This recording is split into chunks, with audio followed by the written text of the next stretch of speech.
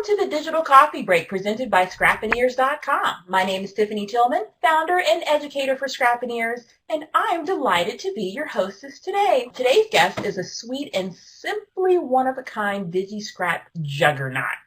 She began her artistic journey before she could walk, standing at her parents' coffee table with a crayon in hand, intent on creating magic.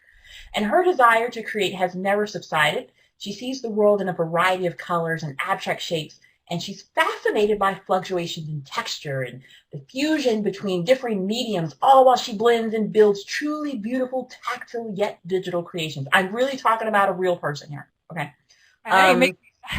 You make me sound really good. Are awesome. I'm telling you. I borrowed this from your bio on your website now.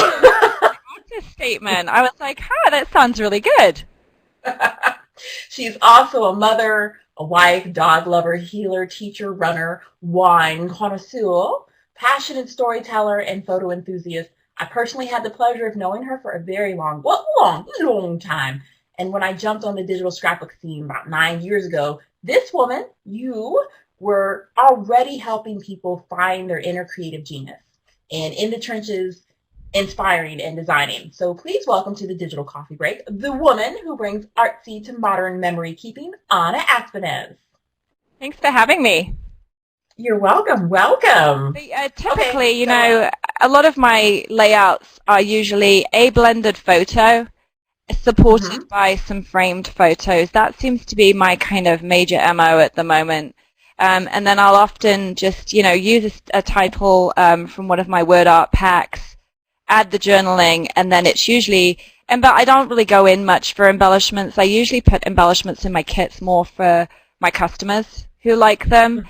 Usually for me it's a circle. It's usually some sort of button or brad, and I usually just pick one or two. And then I really like stitching. I can go in for stitching all day long.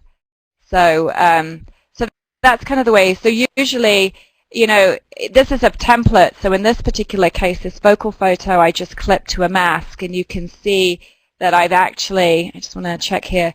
So what I did was I originally clipped a paper to that paint mask. I'm going to delete it. And then we've got these two photos, and I have a normal, and then I have a soft light. And that you can see how it just makes a difference. It makes the photo pop a little bit more by adding that duplicate image layer and then applying a soft light blending mode. So, and then prior to that, I've added an artsy background paper. This one is from Art Play Palette Story. So I'd open up the template, or I'd create a new layout. I would add an artsy paper to the page and then clip my focal photo to the predominant paint mask in the template. And if I wasn't using a template, I'd likely drag this photo in, and then I would blend it using brushes. So sometimes I like to add a screen blending mode in the middle there, and you can of course adjust the opacity of any of these layers. I also like to use color burn, and I like to use multiply.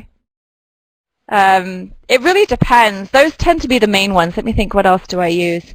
Multiply, color burn, screen, vivid and hard light, and soft light and overlay, soft light, hard light, and vivid light. Those are ones that I use. I use the hard light and the vivid light specifically a lot with my Photo Glow products.